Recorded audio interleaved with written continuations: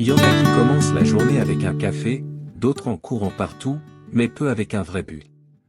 T'as remarqué comme il y a plein de gens qui se lèvent en râlant, à moitié morts, sans aucune motivation. C'est devenu normal de déjà se réveiller stressé. Mais, et si je te disais que le secret pour vivre des journées plus légères et remplies de la présence de Dieu, ça tient en un seul mot? Oui, merci. Mais pas un « merci » banal, un merci rempli de foi. Et là, c'est le truc que personne te dit, dire merci avant de recevoir, c'est ça qui déclenche le surnaturel de Dieu dans ta vie. Pendant que le monde crie « réveille-toi pour te battre », le ciel murmure « réveille-toi pour faire confiance ». Et ceux qui captent ça attirent la faveur de Dieu avant même que le miracle arrive. C'est pas juste une belle phrase, c'est biblique. C'est un principe. C'est puissant. Et tu peux l'expérimenter dès maintenant, en lisant ce message. Ce que t'es sur le point d'entendre, c'est pas une prédication de plus, c'est un réveil. Une invitation à changer ta façon de te lever chaque matin. Et si tu mets ça en pratique, tu verras, ta foi va grandir, ton regard va s'éclaircir, et ton âme va s'aligner avec ce que Dieu a déjà préparé pour toi. La gratitude va devenir ton arme secrète. Parce que commencer la journée en disant « Merci, Seigneur », c'est exactement le genre d'attitude que l'enfer déteste mais que le ciel célèbre. La vraie gratitude dépend pas des circonstances, mais d'une certitude profonde, Dieu est aux commandes, même quand tout va mal. Être reconnaissant au milieu de la douleur, c'est une des preuves les plus sincères de foi. La Bible nous dit de rendre grâce en toutes choses, pas juste quand tout va bien. 1 Thessaloniciens 5h18 dit, « Rendez grâce en toutes choses, car c'est la volonté de Dieu en Jésus-Christ pour vous. » Dire merci, c'est dire en silence, « J'ai foi, même si je ne vois rien pour l'instant. » Quand tu remercies Dieu avant de voir la réponse, t'es en train de lui dire, « Jésus, je te fais confiance, même si tout me semble flou, même si j'ai mal, même si je comprends pas. » C'est comme écrire ses prières dans un carnet, puis relire quelques pages plus tard et voir combien de réponses Dieu a données. Ça réactive la foi. Et la Bible, elle-même, c'est ce grand carnet rempli de preuves vivantes de sa fidélité. Celui qui vit dans la gratitude n'oublie pas les petits miracles quotidiens, se calme soudain en pleine tempête, cette force inattendue quand t'étais à bout. La foi, c'est pas marcher par la vue. C'est faire confiance au-delà de la logique. Comme dans le psaume 103, 2, « Mon âme, bénis l'Éternel, et n'oublie aucun de ses bienfaits. » Chaque souvenir d'un miracle, c'est du carburant pour continuer à croire. Dans la Bible, il y a plein d'exemples de foi qui se manifestent par la gratitude. Abraham, avant même d'avoir Isaac, vivait déjà comme un père de promesses. Joseph, malgré les injustices, gardait la tête haute. Ils n'avaient pas juste la foi, ils avaient une gratitude enracinée, persuadés que Dieu écrivait une histoire plus grande. La gratitude calme le cœur agité. Elle nous reconnecte à la fidélité du Père. Être reconnaissant, c'est pas être résigné. C'est reconnaître que, même sans tout comprendre, Dieu est toujours bon. Même quand le ciel semble fermé, sa main est encore tendue. La gratitude, c'est une foi profonde, solide. Et c'est pour ça que l'ennemi déteste les cœurs reconnaissants, il sait qu'un cœur rempli de gratitude est un cœur protégé, solide, et bien accroché à son Dieu. Écoute, si tu veux ressentir davantage la présence de Dieu dans ta vie, commence par la gratitude. Prends un carnet, note ce que Dieu a déjà fait, proclame ce que tu crois qu'il va faire. Dis « merci » même quand t'en as pas envie. Ça touche le ciel. Hébreux 11h1 dit « Or, la foi est une ferme assurance des choses qu'on espère, une démonstration de celles qu'on ne voit pas, et dire merci avant de voir, c'est exactement ça. » Et tu verras, ça change tout, même ta vision des choses. Il y a des trucs qu'on ne voit qu'avec les yeux de la foi. La gratitude, c'est un peu comme une paire de lunettes spirituelles qui te permet de voir ce que les autres ne remarquent même pas. Quand ton cœur est rempli de reconnaissance, tu commences à repérer les petits signes de Dieu, une paix qui vient de nulle part, une force qui surgit alors que t'étais au bout du rouleau. C'est pas du hasard. C'est Jésus qui agit dans l'invisible. Et seuls les cœurs reconnaissants le remarquent.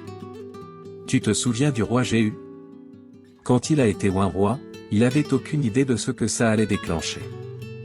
Mais il n'a pas ignoré l'appel. Dans 2 Rois 9, on voit que cette onction était bien plus qu'un geste symbolique, c'était un appel divin. Beaucoup l'auraient pris à la légère. Pas lui. La gratitude, c'est ça, reconnaître que Dieu est à l'œuvre, même quand c'est discret. Mais faut être attentif, et avoir un cœur qui sait dire merci. Combien de fois on prie pour la paix, et au lieu d'un miracle, waouh, on reçoit juste un calme profond. La plupart des gens ne le voient même pas.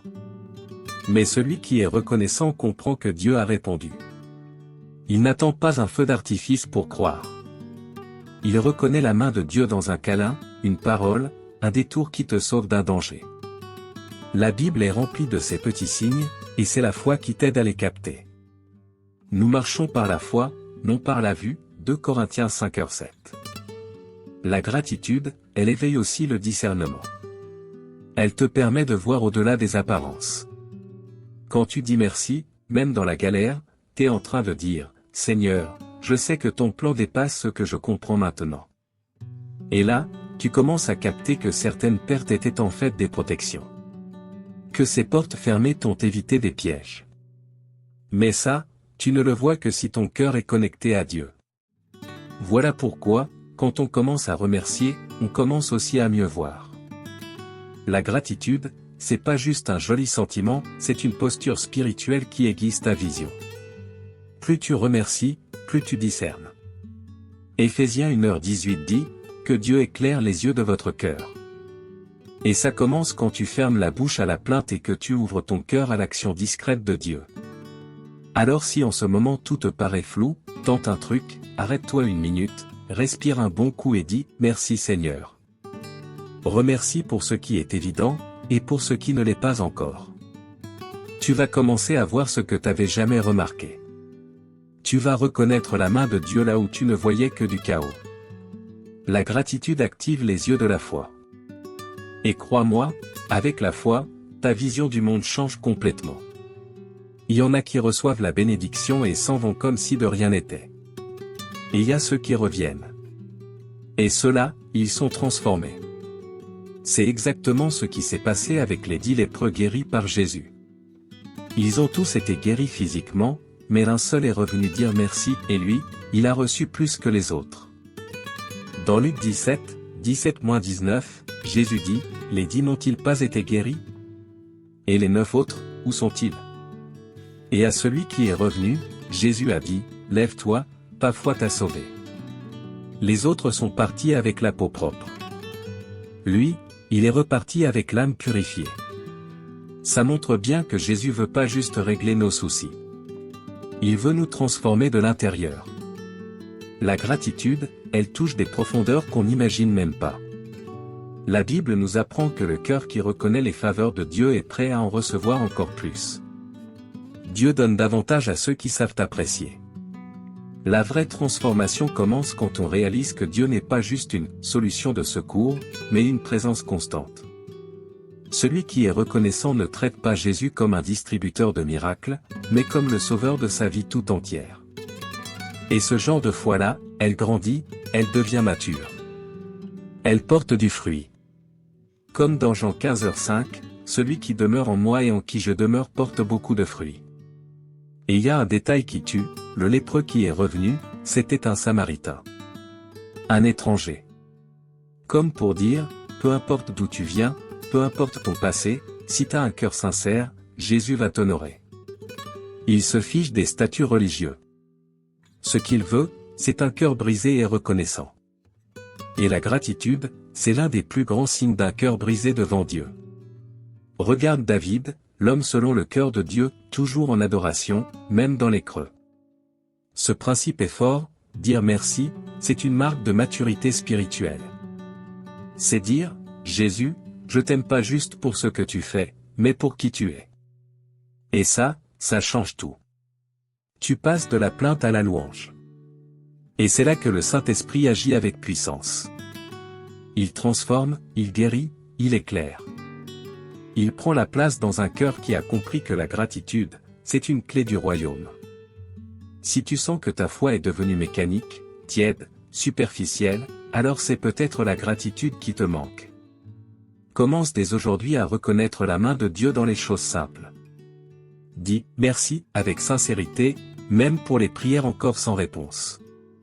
Tu vas voir, ton cœur va s'ouvrir. Le Saint-Esprit va avoir la place pour agir. Et ta foi, comme celle du Samaritain, va vraiment te sauver. L'ingratitude, ça a l'air de rien, mais c'est un poison silencieux. Ça ouvre la porte à l'amertume, à la jalousie, à la comparaison, et même à l'éloignement de Dieu. Petit à petit, celui qui ne remercie plus se met à râler, et celui qui râle oublie la fidélité de Dieu. Le peuple d'Israël, même après avoir vu des miracles dans le désert, est tombé dans ce piège. Dans Nombre 11, ils se plaignaient de la manne, alors qu'ils étaient nourris directement du ciel. L'ingratitude les a aveuglés, et les a empêchés d'entrer dans la terre promise. La gratitude, à l'inverse, c'est une vraie protection spirituelle. Elle garde ton cœur contre les petites toxines de l'âme. Quand tu cultives la gratitude, tu fermes la porte à la comparaison, à l'envie, à l'angoisse. Proverbe 4h23 dit, « Garde ton cœur plus que toute autre chose, car de lui viennent les sources de la vie. » Un cœur reconnaissant, c'est un cœur blindé, solide, équilibré, en paix. David est un super exemple. Il était pourchassé, incompris, en danger, mais il gardait un cœur reconnaissant. Dans le psaume 34, 1, il dit, « Je bénirai l'Éternel en tout temps, sa louange sera toujours dans ma bouche. » Il n'attendait pas que tout s'arrange pour louer. Il avait compris que la louange, c'est un choix, une arme, une barrière de protection. Et c'est ça qui lui a permis de rester lui-même, même dans les pires moments. Quelqu'un qui ne sait pas dire merci devient vite vulnérable. Facilement envahi par ses émotions. T'as déjà remarqué comme les gens qui râlent tout le temps sont plus fatigués, plus stressés, plus loin de la foi? Par contre, ceux qui sont reconnaissants, même en plein galère, restent debout. La gratitude, c'est un bouclier invisible contre le découragement, l'orgueil, et le froid spirituel. Et ce bouclier-là, c'est Dieu qui te le donne, quand tu reconnais sa bonté. Le diable ne peut pas te voler ce que Dieu t'a donné, alors il essaie de voler ta gratitude. Parce que sans ça, ton cœur s'épuise. C'est pour ça qu'il faut décider chaque jour, aujourd'hui, je vais remercier, même si tout est en vrac autour de moi. Philippiens 4, 6-7 dit, faites connaître vos besoins à Dieu par des prières et des supplications, avec des actions de grâce, et la paix de Dieu gardera vos cœurs. La gratitude, c'est l'alarme qui protège ton intérieur.